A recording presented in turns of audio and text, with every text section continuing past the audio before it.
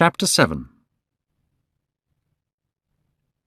As he was eating breakfast the next morning, Basil Hallward was shown into the room. "I am so glad I have found you, Dorian," he said. "I called last night, and they told me that you were at the theatre. Of course I knew that was impossible. I had a terrible evening worrying whether one tragedy would be followed by another. I can't tell you how heartbroken I am about the whole thing. Did you go and see the girl's mother? What did she say about it all?" "My dear Basil, I don't know," said Dorian Gray. He looked very bored. "I was at the theatre." "You went to the theatre?" said Hallward, speaking very slowly. "You went to the theatre where Sybil Vane was lying dead?" "Stop, Basil! I won't hear it," cried Dorian, jumping to his feet. "You must not speak of such things. What is done is done. What is past is past." "You call yesterday the past? Dorian, this is horrible. Something has changed you completely. You look exactly the same as the wonderful boy in my picture, but now there is no heart in you. It is all Harry's influence. I see that." The boy went to the window and looked out at the garden for a few moments. "Harry has taught me many things, Basil," he said at last. "You have only taught me to love my own beauty." "I am truly sorry for that, Dorian." "I don't know what you mean, Basil," he said, turning round. "I don't know what you want. What do you want?" "I want the Dorian Gray I used to paint," said the artist sadly. "Basil," said the boy, going over to him and putting his hand on his shoulder, "you have come too late. Yesterday, when I heard that Sybil Vane had killed herself—" "Killed herself? My God, is there no doubt about that?" cried Hallward. "My dear Basil, of course she killed herself." The older man put his face in his hands. "How terrible," he said in a quiet voice. "No," said Dorian Gray. "There is nothing terrible about it. It is one of the great romantic tragedies of our time. I know you are surprised at me talking to you like this. You have not realized how I have changed. I was a boy when you knew me. I am a man now. I have new passions, new thoughts, new ideas. But, Dorian, I am different. But you must not like me less. Of course I am very fond of Harry, but I know that you are better than he is. You are not stronger. You are too afraid of life. But you are better. And how happy we used to be together. Don't leave me, Basil. And don't argue with me. I am what I am." The painter felt strangely sad.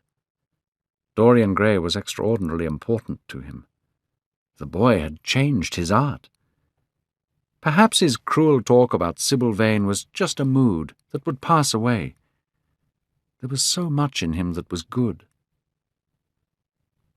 "Well, Dorian," he said with a sad smile, "I won't speak to you again about this horrible thing. I only hope that your name is kept out of any scandal. Have the police asked to see you?" Dorian shook his head.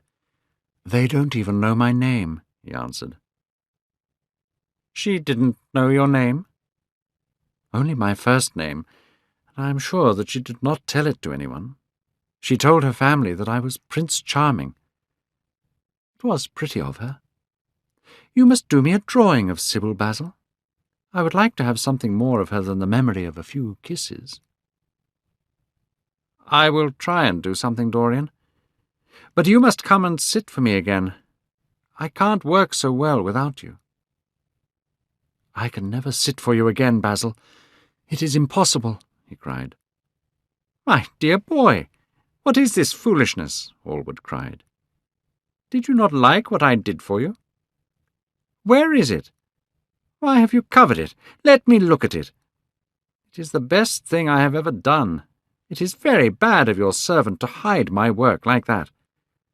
I felt the room looked different as I came in. It was not my servant who covered it, Basil. I did it myself. The light was too strong on the portrait. Too strong? No, the light is perfect in here. Let me see it. And Hallward walked towards the corner of the room. A terrible cry came from Dorian Gray's lips, and he rushed between the painter and the covered portrait. Basil, you must not look at it. I don't want you to. Not look at my own work? Are you serious? Why shouldn't I look at it? Cried Hallward, laughing. If you try and look at it, Basil, I promise I will never speak to you again. I am very serious. Hallward looked at Dorian Gray in surprise. He had never seen him like this before. The boy's face was white and angry. Dorian, don't speak. But what is the matter? Of course I won't look at it if you don't want me to, he said coldly, walking over to the window. But it seems rather absurd that I cannot see my own work when I am going to exhibit it in Paris in the autumn. To exhibit it? You want to exhibit it? Cried Dorian Gray. A terrible fear was building inside him. Was the world going to see his secret? Were people going to stare at the mystery of his life? That was impossible. Yes, Georges Petit is going to exhibit all my best pictures in October.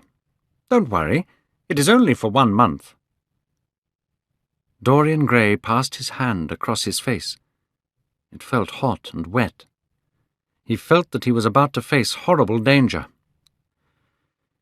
You told me a month ago that you would never exhibit it, he cried. Why have you changed your mind?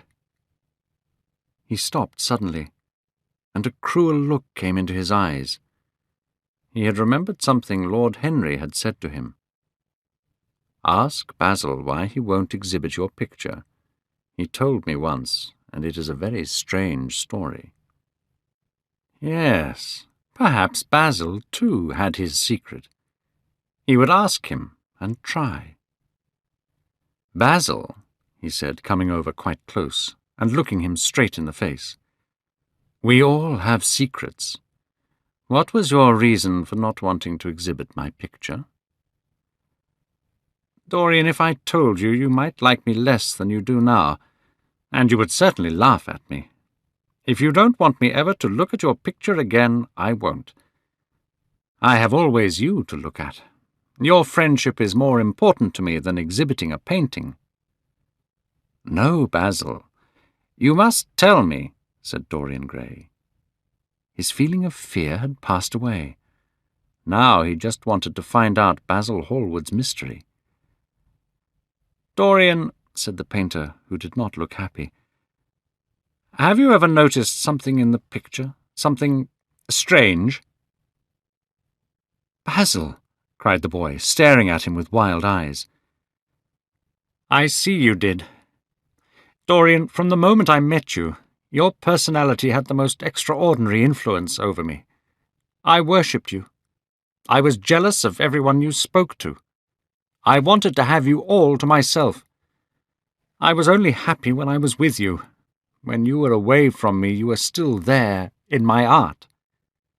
Basil, no, don't speak.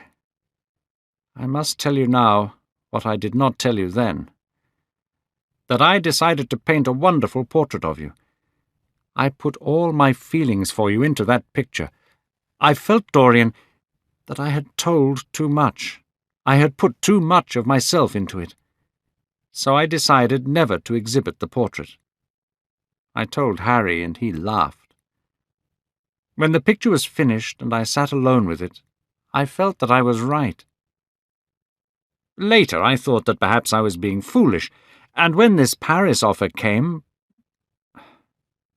But I see now that the picture cannot be shown.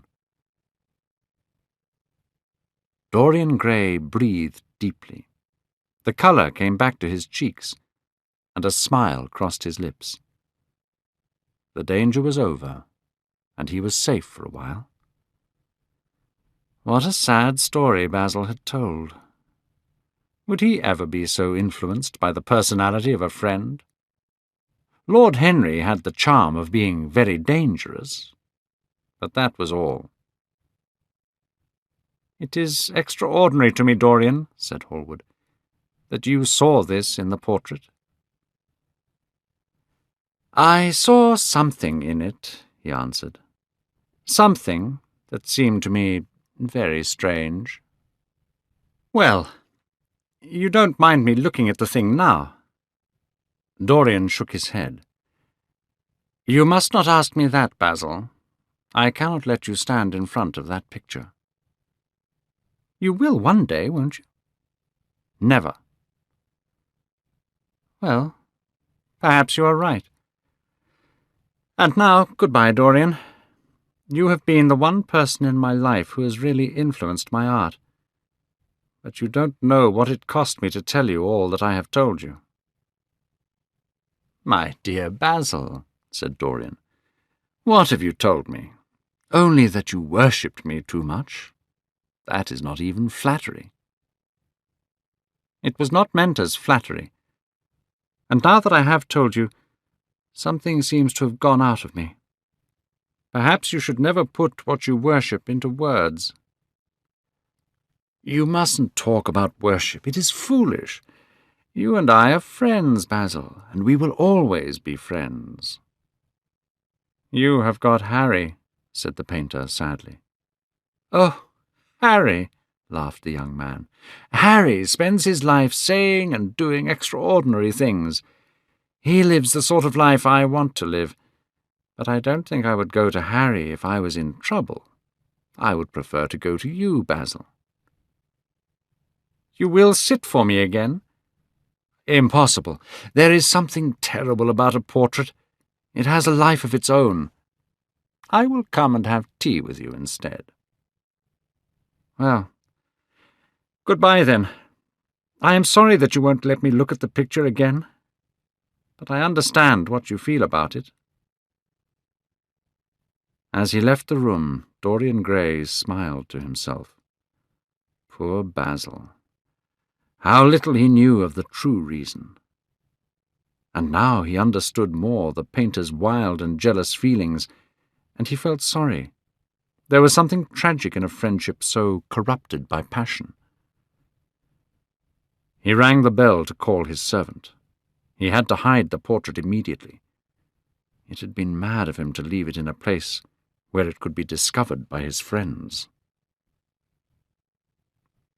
Chapter 8. When the servant entered, Dorian Gray asked him to send Mrs. Leaf to him in the library. Mrs. Leaf had been with his family for many years. He asked her for the key to the old schoolroom. "The old schoolroom, Mr. Dorian?" she cried. "But it is full of dust. I must clean it first." "I don't want it cleaned, Mrs. Leaf. I only want the key." "Well, sir, you'll be covered with dust if you go into it. It hasn't been opened for nearly 5 years, not since your grandfather died." He frowned at this reminder of his grandfather. He had bad memories of all his family. "That does not matter," he answered. "I just want to see the place, that is all. Give me the key." "Here is the key, sir," said the old lady. "But you are not going to live up there, are you, sir?" "No, no," he cried. "Thank you, Mrs. Leaf. You can go." An hour later, 2 men arrived to move the portrait. "It's very heavy, sir," said one of the men as they climbed the stairs.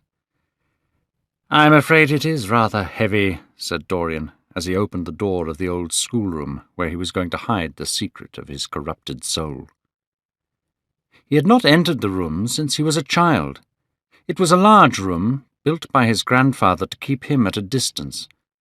Every moment of his lonely childhood came back to him as he looked round. It was a room full of terrible memories, but it was safe. He had the key, and no other person could enter it. The face in the portrait could grow old and ugly. What did it matter? No one could see it. He himself would not see it. He did not have to watch the terrible corruption of his soul. He would stay young. That was enough.